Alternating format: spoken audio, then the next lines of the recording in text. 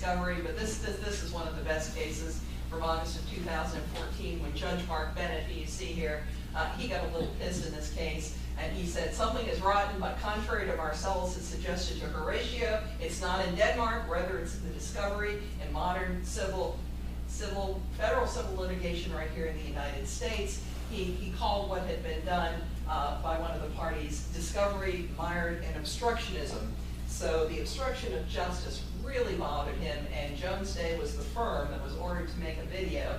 He was worried about attorneys who were grandstanding for their clients, obstructing the flow of clearly discoverable information, a war of attrition, intimidation and harassment of the opposing counsel, and of course the whole thing had become very costly in a continuing battle. So he said that they had to produce a training video in which they had to explain the rationale of the judge's opinion, which would be a most interesting video to see, but he did not order that it be made public.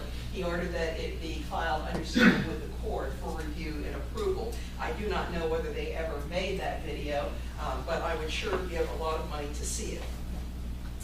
So July of last year, I'm going to tell two pieces here. This is an attorney that did the reply all. Now you guys aren't doing that, right? We don't do the reply all the time.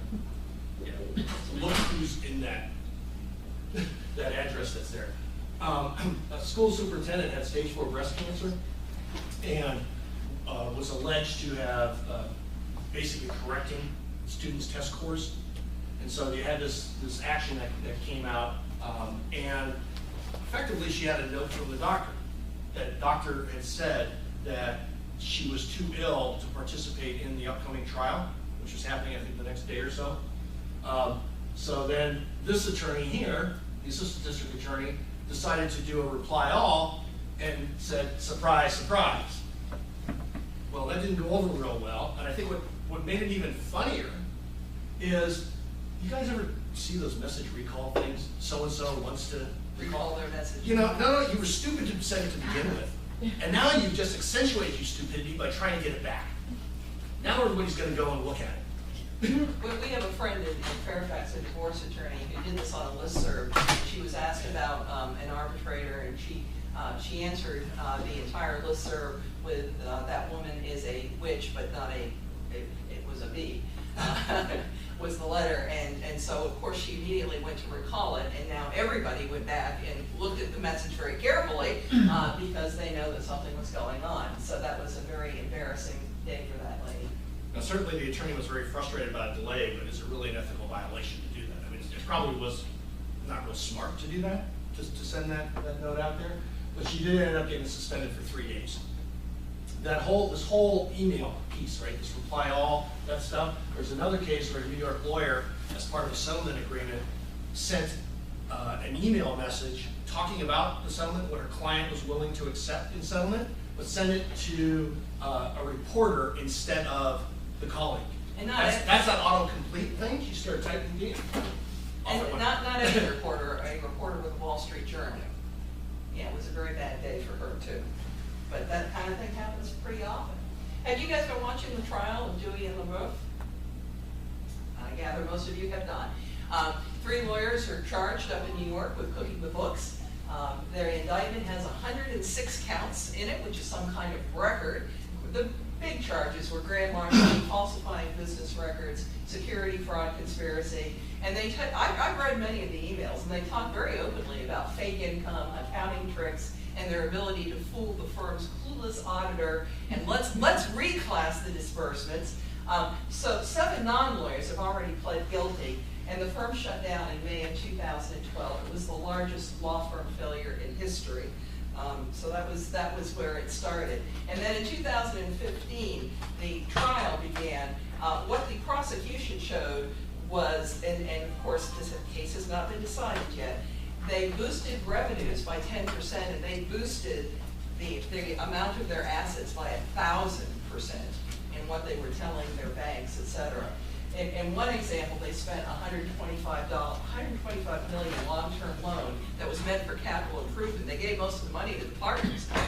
So in an email, he said, we spent most of it to pay the partners. Obviously, I couldn't tell the bankers, so I told them that we used the money to do capital improvements and technology upgrades.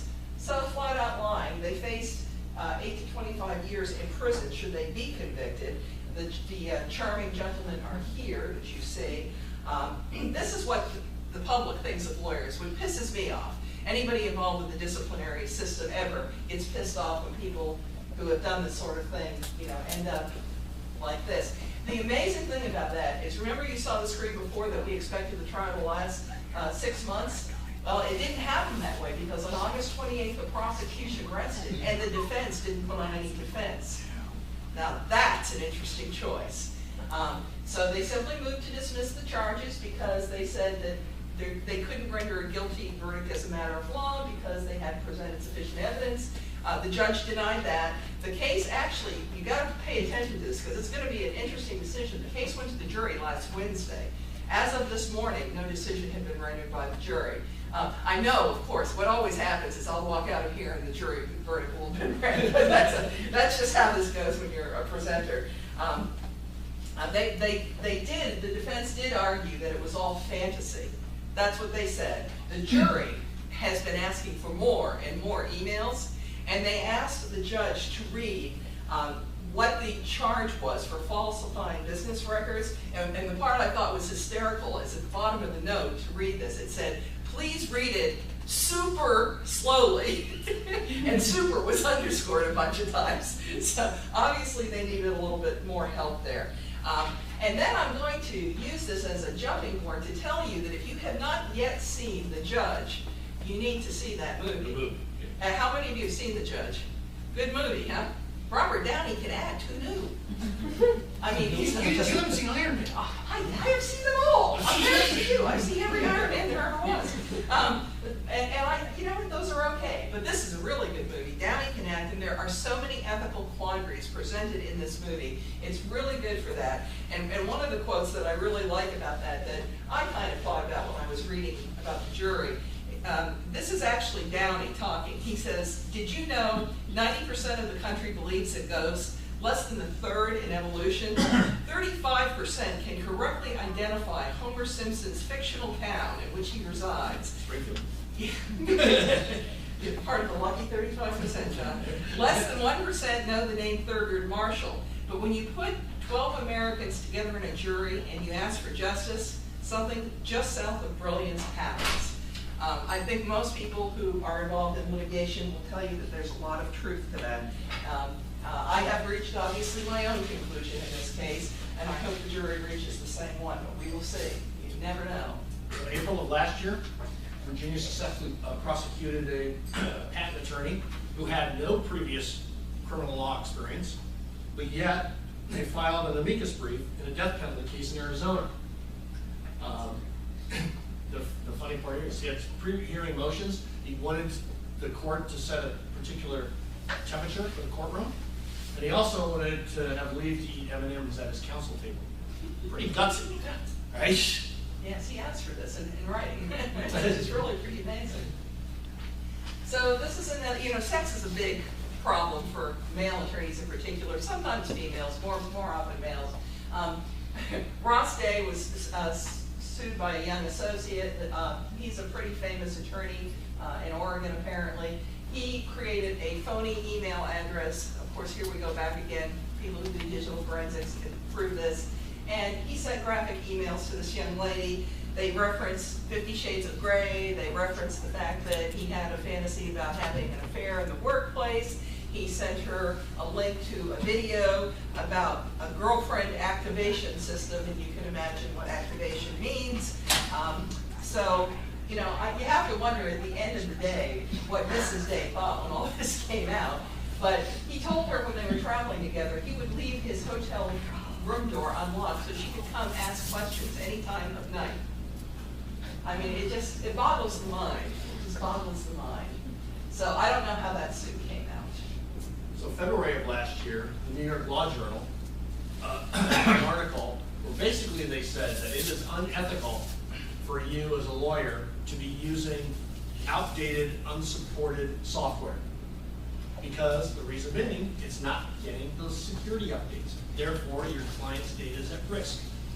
Microsoft XP is out of support now, yet we still see some lawyers that are using XP because it works. 22% of offices still use Office 2003, and even Server 2003. So even the small firms that are running Server 2003, that is out of support. So their opinion was that it's going to violate Rule 1.1 and 1.6. And remember, this would apply to any legal software that's no longer supported. And they will continue to work, so lawyers continue to use them because they don't want to pay the upgrade price. They don't want to switch to another thing. They know this thing, it still works. They don't get the fact that there's no security updates, and that's a tunnel into their network potentially if the vulnerabilities are exploited. This is one of my favorite ones, so I kept this because it's from 2013, but look down there, you see that red circle? This is a law firm that does DWI work. And look up here, this is a Florida site called Mugshots. There's one of the lawyers who got busted for DWI, so he managed to get his face on the page twice. You know, I just thought that was great. And you can imagine some clients probably thought, well, he's been where I've been, so maybe this is a good deal, who knows? I think this is an excellent example of targeted marketing. That's what we thought. That's what we thought. So this was actually a real story that we got involved with. Now, we changed all the names here, but what happened was, in the case of the essential facts, I can tell you, we had a very smooth-talking lawyer who took money from a nursing home resident. She had a very good malpractice med mal claim, and the statute of limitations expired in 2005. A retired pro bono lawyer went to the nursing home. He helped out some of the residents. He heard her story about how this lawyer had taken all this money and done nothing. So he filed a complaint with the bar disciplinary folks. The bar required a response by January 31 of 2006. Now again, this is all fake. Peter Quinn does not exist. But This is one of the few times I actually fabricated evidence. no, he fabricates it for education. The first thing he did was, Mel Gibson invited me to dinner. Back when Mel Gibson wasn't a jerk, was you had Mel Gibson at legalweapon.com. Do you remember that? Yes, I do. That's like a lot of years ago. But I anyway, bounced it off a Korean server. yes, so that it was not easily traceable. It's interesting to be married to John. You never know what's happening. I keep telling you, if you look at my email, you're going to ruin all your birthday surprises. So stay out of my email. But I have no illusions that he can't get into it if he wants to. So he came with this letter, and it's dated before the statute of limitations ran out. And it basically says, I know that you don't want to proceed with your case against Dr. White, even though it's meritorious, and if you feel it would have a great impact on your health. I understand your concerns. In light of our conversation, I will take no further action on this case and will close my file. Now, at this point, she has blown $40,000 for nothing, effectively, because he never did file the thing.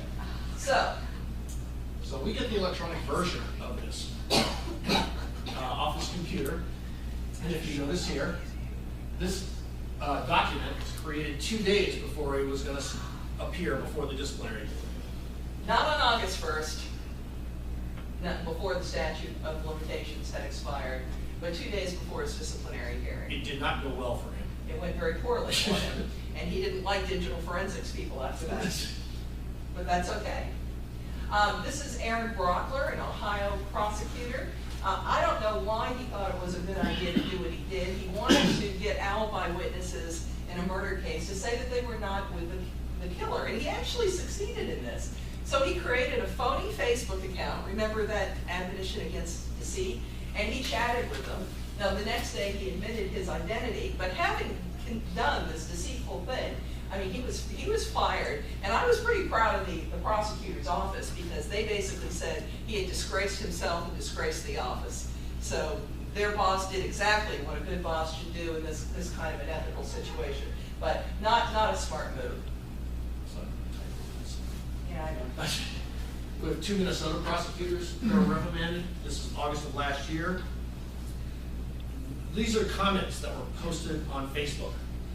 So he's in a jury trial, and he posts up there, "Wake up, people. I'm spending my week with 12 idiots." Obviously not a good idea up there either. And you look at this picture, and you can see why someone might post that, but you can't post it. You just can't do it. All right, this is one of my favorite stories, too. This is Florida prosecutor Ken Lewis, and this is from May of 2014. He posted on Facebook, "Happy Mother Day to all the crack hoes out there. It's never too late to turn it around, tie your tubes, split up your life, and make difference to someone out there that deserves a better mother. Charming, absolutely charming. So he also on there. There was a photo of Sonia Sotomayor, Justice Sotomayor, and the Facebook page read, "Reason enough why no country should ever engage in the practice of affirmative action again. This could be the result. Where would she be if she didn't hit the quota lottery? Here's a hint. Would you like to supersize that, sir?" So he actually, considering what he wrote, I think he got off pretty easily. He got reassigned and he got sensitivity training. Yeah, I don't think sensitivity training was going to help this in, but that's all right. That's all right. You know, you got to watch what we all have to watch what we put on social media, and it's never nothing good, as my friend Jennifer Ellis says. Nothing good ever came of a 2 a.m. tweet. That is true, and nothing good ever comes of drinking and posting on social media, or using some other substance posting on social media. That is a time to take your hands from the keyboard, especially for a lawyer who cannot afford these kind of issues. One of the cases we had, the most famous case in Virginia, was probably, this is the one that I think everybody loves nationally about this, and I wish we didn't make the news in this kind of way. But this was a case in which it was a wrongful death suit, and a cement truck had tipped over, and it killed the wife of the plaintiff. His attorney was Matthew Murray, and he told the plaintiff to clean up his Facebook page. Can you do that when you've got a wrongful death suit going? No, you cannot. And he did that because this gentleman, this photo was staged by a newspaper, so this is not the actual plaintiff in the case, but he had I Heart Hot Moms, and he had various other inappropriate things on his Facebook page. So the photos were deleted. They were later recovered forensically. Mr. Murray hid the relevant email telling him to clean up his Facebook page, blamed his paralegal. So we are getting error compounded on error here. Ultimately, he got a 5-year suspension. He got an enormous fine in the court case, and he ultimately left the practice of law. In many ways, a very sad story. But just because you've got bad stuff going on, I mean, he would have been so much better not to blame his paralegal and to own up to it and to get forensics involved himself to try to recover those photos. They would have gone much easier on him had he acknowledged making an error. So this is just, if you make an error, do your best to reclaim your name, reclaim your integrity if you make an error. This is an old one back from December of 2010, two Florida attorneys. They got into a peeing match with each other. It's never a good idea to send emails and document your stupidity, right? Because this is what they had in there. Junior, jerk, asinine, old hack. And they went after their wives and their children. These two attorneys in this verbal battle going back and forth, right? One was ended up suspended in order to take anger management. The other got a public reprimand and told to take professionalism classes. So, you know, take the high road. If somebody wants to be the jerk on the other side, and just don't play the same game. This is one out of Virginia, right? We've seen James Roper. several times. Yeah, we've seen it several times. Brian Denny won a case against Denny. Denny was accused of swindling clients, but the other attorney, though, ended up getting a 3-year suspension because of the way he acted at deposition. So these are two charming gentlemen, right? They don't get along at all. Denny was, in 2012, was indicted in 25 counts of fraud. He ended up pled guilty and he faced up to 50 years in prison back then. These are some of the things that were within the emails that he said. He hoped he would enjoy 20 to 30 years in prison. He was going to comfort Denny's wife while he was in prison. That's the way he signed it, laughing still, Jason Roper. And he made some kind of, the sexual victimization, as I recall, he said enjoy soap on a rope. Something like that, yeah. So this lawyer panel found the conduct reflected on fitness and practice law. I got a public reprimand, as well there. So again, anger management classes. I don't know if it did him any good, but I don't either. Digital detractors is a big problem these days. So we had in January 2014 an attorney who was reprimanded for violating Rule 1.6, and that's because she was responding on Avo. She was responding to a client posting, "She only wants your money." And then she wrote, "I feel badly for him, but his own actions in beating up a female coworker are what caused the consequences he is so upset about." You obviously cannot do this. How many of you belong to Avo? How many have claimed your profiles? A few, okay, a few. How many of you have your firms been reviewed on Yelp? Yeah, okay. How many even know what Alvo is?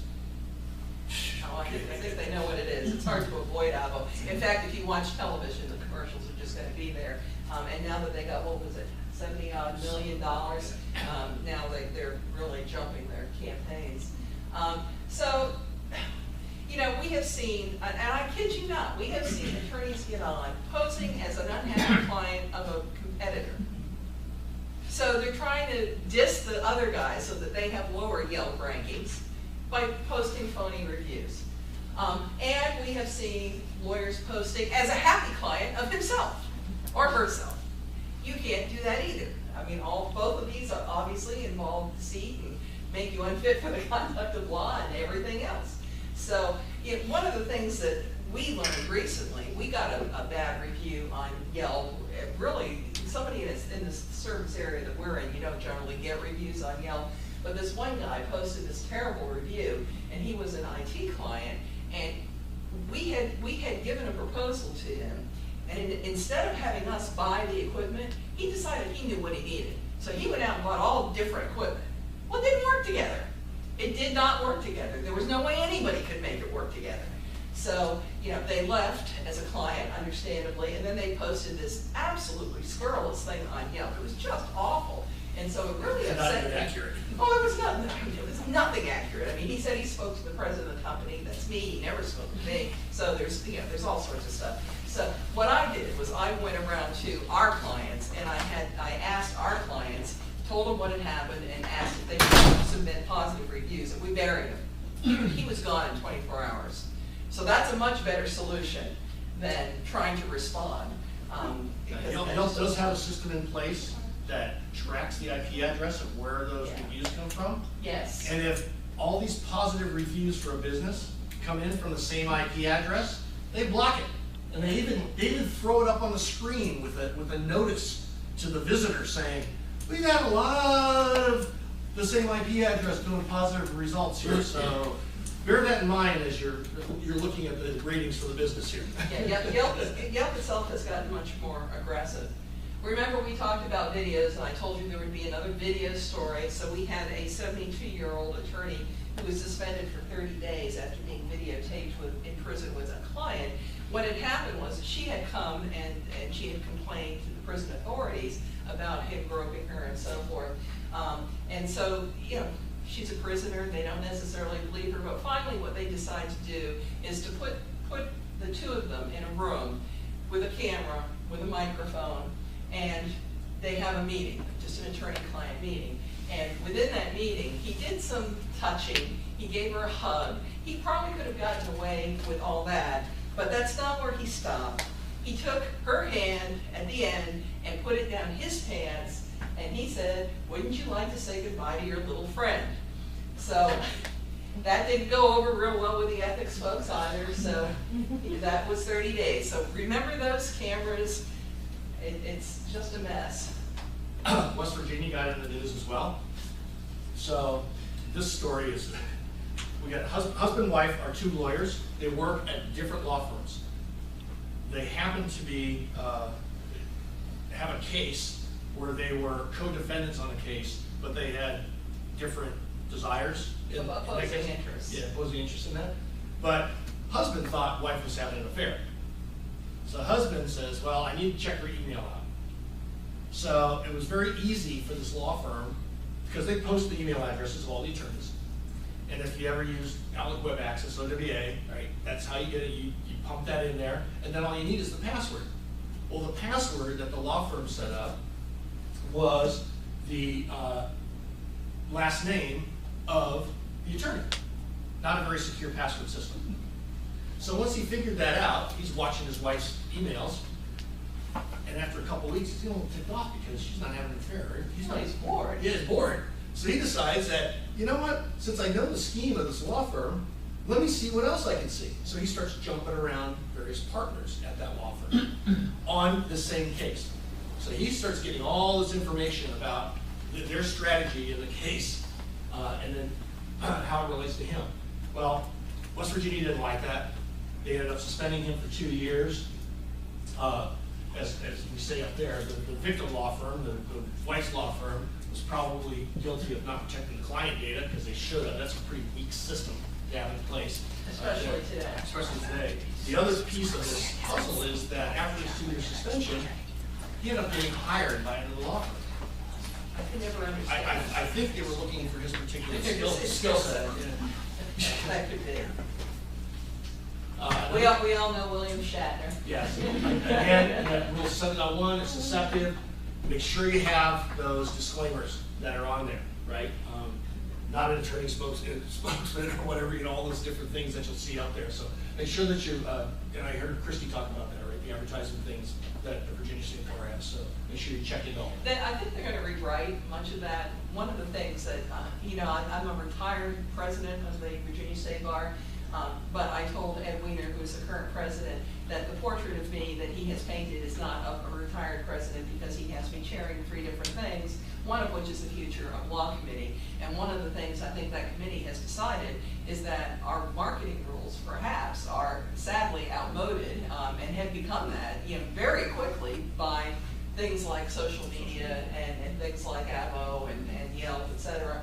And so we're thinking that one of the things we need to do is take a good hard look at some of that. And I hope that some of you who are young lawyers will participate in that because we need people who are very active in those things to help us understand how they're being used. So one of the other things you need to be aware of are lawyer scams, and lawyers in fact are being targeted. This is our good friend Dan Pennington. He's one of the vice presidents at a malpractice carrier up in Toronto. Law firm. Yeah, law firm. And he also is an expert on lawyer scams. That's one of the major things. It seems like Canada gets the scams before they come to the U.S. At least over the years that's happened. So what Dan does is if there's some new twist on a scam, he'll shoot us an email. So we kind of get a heads up and a warning as to what it is. But be leery. This usually happens like on a Friday or something where somebody's in a big hurry. They're going to give you a certified check. They need you to issue funds right away. So they're running it through their trust accounts and all this other kind of stuff that's there. So just because money's available doesn't mean, or if it's a certified check, doesn't mean that it really is. The bank still has a right many, many days later to rescind those funds. And if you've distributed them, you're pretty much stuck and screwed. Yeah, and what I find a lot of lawyers think is that if they go on their online accounts now, you'll see the money. That doesn't mean they can't take it back. But they think that because they can see the money, they're in the clear to write the checks. Not so. So be wary, primarily if they're in a big hurry, right? If they're in a big hurry to run these transactions through. So be suspicious of that kind of thing. This firm in DC was on the hook for $350,000 as a result of it. We had a client as well that, and these things can become very, very sophisticated when they're targeting somebody. So maybe it has to deal with an action, a lawsuit, a case, because a lot of this stuff is public knowledge, right? You can go get court pleadings, you know who the attorneys of record are, make email messages look like they come from somebody else. You can set these links up and do all this other jazz. One, in our particular case, with one of our clients, someone, he got an email message that appeared to come from the president of the company saying to wire transfer $25,000 by tomorrow afternoon or this afternoon or whatever it was to this account number. The guy didn't, the chief financial officer, it didn't ring a bell right away because in the domain name, 2 of the letters were switched. So he thought that, just on a quick look that it was real. So he And he even used the president's nickname. Not his given name, but his nickname, so somebody had researched that. So he ends up transferring the funds, realizes that, oh, crud, they would never make a request like that. It was about 2.5, 3 hours later is when he finally realizes it. Notifies the bank. Well, when you do and apparently they do a lot of these transfers as well, and international transfers, funds transfers, that you only have 2 hours to rescind it. and he was outside of that window. So I went, they asked us to do some investigation, we went and did some research and things on that. That domain name that they put up there that they used, they went to Amazon Web Services and they created DNS entries there. That thing was only there for 3 days. So it looked like it was valid, the sites and all sorts of stuff. Domain was valid to get these email addresses, emails back and forth, and then they tore it right down. So technology today has actually really made it a lot more difficult for you folks to recognize those scams, and especially a lot of the virtual services that we have now. I mean, it's so easy to bring up it, to use Amazon or any of those kinds of things, to build these fake and then rip them right back down again. And phishing is the other thing that in any law firm, at least 11% of people will click on attachments or links within emails that download malware. So training is really important, but there is an ethical duty to know something about the technology so that you know to look at something to see if potentially this is problematic. And one of the things they have done is they have used what looks like the domain name of law firms or courts. So just because it appears to come from a law firm or a court doesn't mean it does. But so, what some firms have done even to help combat that is if there's any financial transactions that need to occur where, and maybe they've got a system set up where financial transactions only come from this one partner and this one person processes them. They work some sort of code word so that the request has to have that unique word within it that only those two guys know. And if the email message comes from somebody else purporting to be from, let's say, that partner, and it does not contain that word, well, now they're already suspicious. And they change that on a periodic basis. And a lot of times what we'll get, and sometimes you do this internally in a larger firm, you'll send it to somebody, you'll have somebody like us in a law firm, and they will install it on a machine that's not connected to anything. And then they'll watch the install and see what happens. So you can actually check for malware that way too. That's beyond anything you all can do, but be aware that there's people that you can ask. Certainly in Venable there would be. So we had a gentleman by the name of Bob Cohn who submitted a comic book brief. It's pretty ingenious, actually. It is. He was very upset when there was an antitrust suit that the Justice Department brought against Apple and other ebook providers who they said were fixing prices. And the Justice Department made a settlement agreement with it. He wanted to file an amicus brief, and the judge said, fine, file it, you got 5 pages. He said, I can't do it in 5 pages. But he abided by the rules of the court. He had the correct 1-inch margins, he had 12-inch font, and he did this comic book brief. Now, I just thought it was interesting that the court accepted the brief. I mean, there were no ethical complaints, nothing like that. They just took in the comic book brief. So. Yeah, I guess it didn't really matter to the court. It wasn't submitted by the attorneys for the principals, but interesting. Read the terms and conditions of any of these services that you guys are using. And I'm not going to embarrass anybody by saying, who's read the terms of service for Dropbox? Who's read Facebook's terms of service? Now, you'll read them for your clients, because you get paid to do that, but you won't read it for yourself. So understand what you're agreeing to in those terms of service. They're written by smart lawyers and great business folks. And most of the time in those terms of service, you actually are giving someone access to your data. And you have accepted those terms, and you've accepted that what they're going to do with your data, and potentially your client's data. So that's why, I know it's crazy. I think the last time I looked at Apple's terms of service out of iTunes, it's 27, 28 pages long. And they change. Facebook changes its terms of service all the darn time. And it's never to the benefit of the user. But I know it's always that click, click, click, I accept, I accept, I accept, right? There was several studies.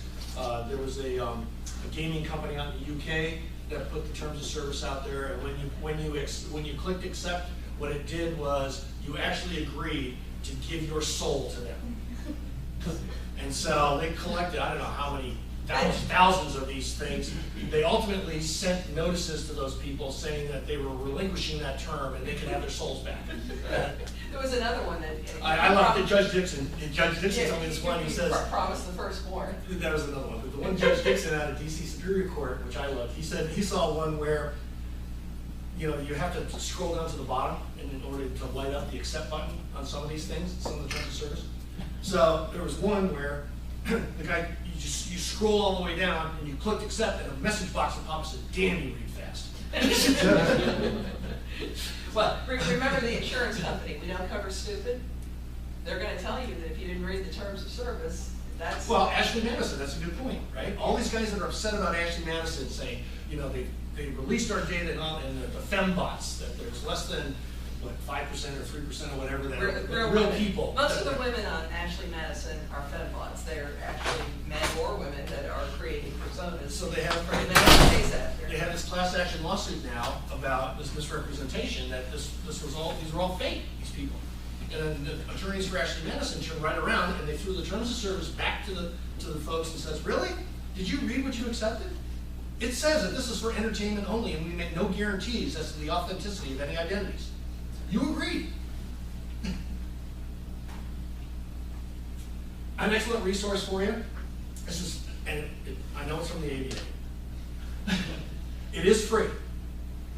Is LTRC, Legal Technology Resource Center. You don't have to be an ABA member to access this, but as you see here, we have cloud ethics opinions. There's a lot of really good information that's there, that's on the LTRC site. A lot of vendor reviews and things, and product reviews, and those kinds of things. I know we tell a lot of our solo attorneys when they're first starting, use this resource. Go there, you're going to find a lot of the information that's going to help you in your practice. Back to the terms and conditions. Spotify and CNN, in August they changed it.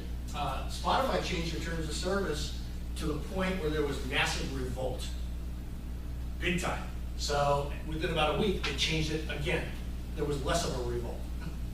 So there's a lot of pressure on folks, and apparently some folks have been reading these things. You know, as Sharon said, Facebook is notorious for changing. And as one small example of this, do you know that you have agreed that as long as you keep Facebook open, which is what most people do, they go up to Facebook several times a day, as long as you have it open, they can track wherever you go on the internet. And there are allegations that whether or not you assented to that, Facebook's doing it anyway. Unproven as yet. So you're agreeing to potentially a lot of things, that they can track you where you're going, have access to certain information. Facebook knows where you are every time you connect to Facebook. So they have every geographic location, longitude and latitude, every time you connect. Assuming you're GPS enabled, which most people do. But a lot of the apps, especially on your smartphone apps, right? There's certain permissions that you're giving that app to gain access to. That goes to your Geolocation is one of them. And the point here is that from marketing perspectives, you are the asset. They're selling your data and making money off of what you do. So it's where are you at? What are you doing? And it's more than just that. Some of these products, and this scares a lot of folks, we can do a whole session on geolocation, but they use a process called crowdsourcing. So it's not just you. They're also looking at other folks around you. Now we can draw a relationship as to using geolocation. I know how you go to work every day. Therefore, I can make an assumption as to here's where you live, here's where you're going. Now, every Tuesday night you play poker, so you go somewhere else. Well, geez, I see all these other guys coming there as well. And through crowdsourcing, through gathering that data from other sources, they're able to draw a lot of inferences, and that's all big data analysis. And it could be used to stalk women. That's a very common thing that people are doing in some of the apps where geolocation is enabled. So the ethics of encryption is really changing. We are starting to reach an ethical consensus that mobile devices must have whole disk encryption, that you need to encrypt email where appropriate, because now email encryption is very cheap and very easy. $10 a month per seat. Texas or less if you get volume, high volume. Texas issued an ethics opinion in April of this year, and they talked about their factors, the sensitivity of the data. Do you think the NSA or law enforcement might be watching you? Are you using a public or borrowed computer? Are you sending it to a shared account? Are you sending it to a client's work account? I'm going to talk more about that in just a minute. Anyway, there's a whole list of factors, but I'm starting to see emphasis across the country say you need to encrypt where appropriate.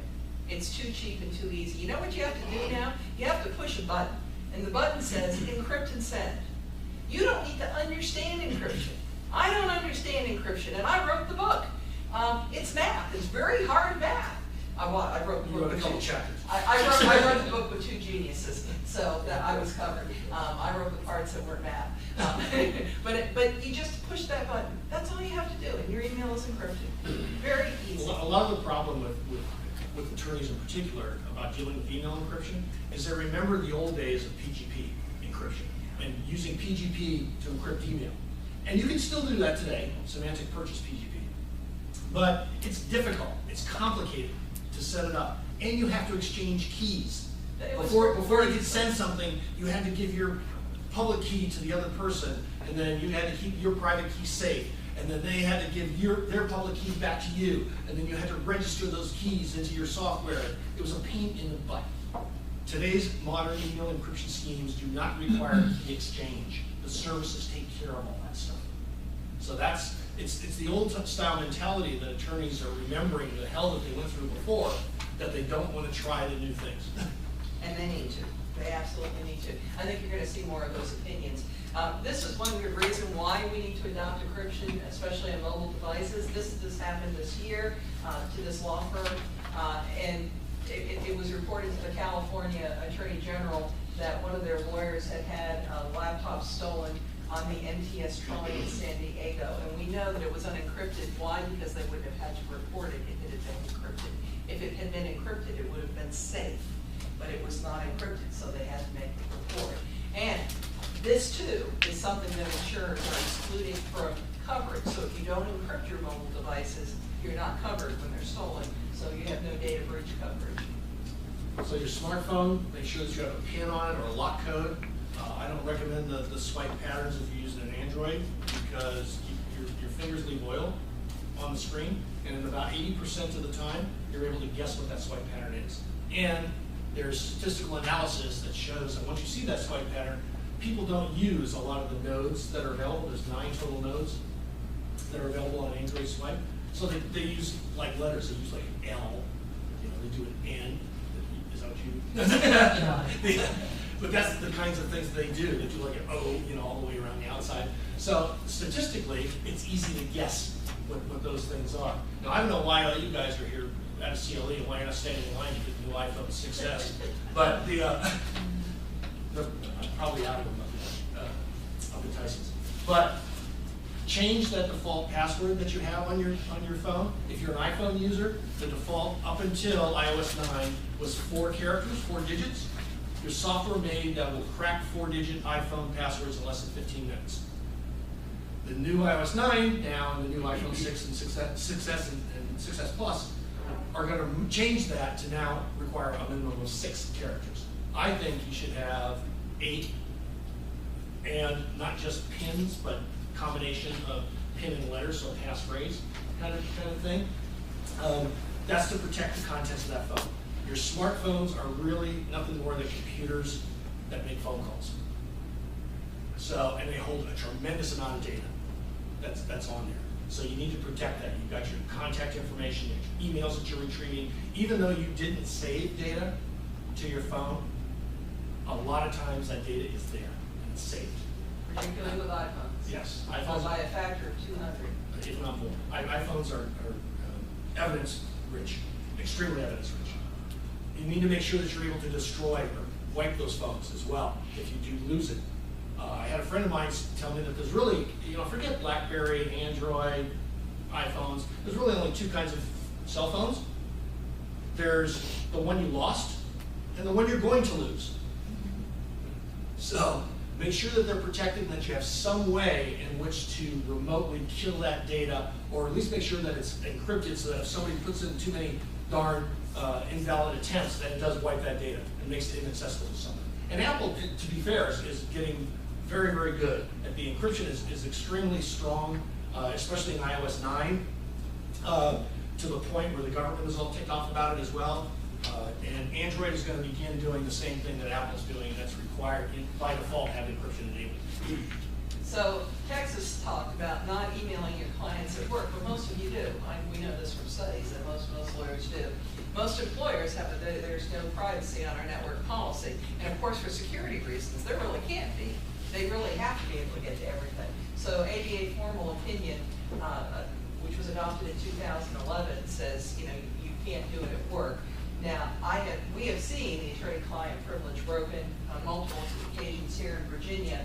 So we tell people, they always want to know, well, what's the solution? The solution is you write to your client at a personal email address, and they pick it up on their own device using their own network, whether it's a Wi-Fi, a 3G, 4G phone, whatever. But they don't use a work device, and they don't use the work network. That breaks the privilege. So Even if it's their smartphone and you're connected to the employer's wireless cloud? can't do it. Can't do it. They have a right to monitor that. Can't do it. So that's the answer to that. I got a lot of grief when I told that to, who was I talking to? I don't know, they got ticked. Well, they didn't like it. They didn't like the answer. Family lawyers, I think. So, yeah, family lawyers definitely don't like that. Addressing email, I think, in your retainer helps you to be ethical because you express stuff to your client. You've told them that email isn't always private, that there's not guaranteed delivery. You get the client to agree to consent to its use. The retainer or engagement letter should say that the client should not transmit sensitive data via email, which they all tend to do. Tell them not to email through work. Make them initial that paragraph.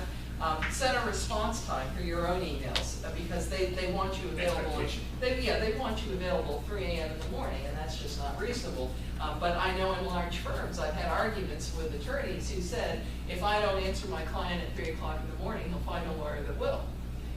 So there is that philosophy. I don't need that client, but apparently in a lot of large firms, that is the mentality. I don't see how you keep work-life balance with that, but that's another issue. And finally, make sure you whitelist court domains so that they don't get trapped in your spam filter. This happened to a firm in Colorado who felt about like this after the court assessed sanctions, including payment for opposing counsel's time, and the court suggested it was malpractice not to whitelist the email address of a court. Now, to the question, whitelist one attorney or the whole firm, I've talked to Jim McCauley, bar counsel, about this, and he says, you know, there's no way that you can know who's going to write you. I mean, it's not just one attorney. So he says for the duration of the trial or the matter, you should whitelist the firm. But of course, that doesn't mean that you're not going to get some kind of phishing email. You might. So, but that's his best advice. So that I can't do better than Jim McCauley. And there, I have made it on time. Are there questions I can answer for anybody or John? Defamation case recently where it was about things that were sent on Facebook. Yes. So the order was that we should remove them on Facebook, but part of that obviously requirement to not destroy the evidence. Handled the case, didn't really know what to do, eventually came up with an agreement with the other side attorney that we accepted that in fact well, you know, did happen in fact, and this was with Facebook, you can deactivate because it doesn't destroy any of the data. Right. So you can do that, and that's what most people will choose to do. Yeah. So deactivate, make them. Yeah, it makes it so it's not visible. But So we're not- But yet it's still there. Yeah. and you can respond to discovery. And it's 4 o'clock, and I don't know about you guys, but I want to go get a libation somewhere.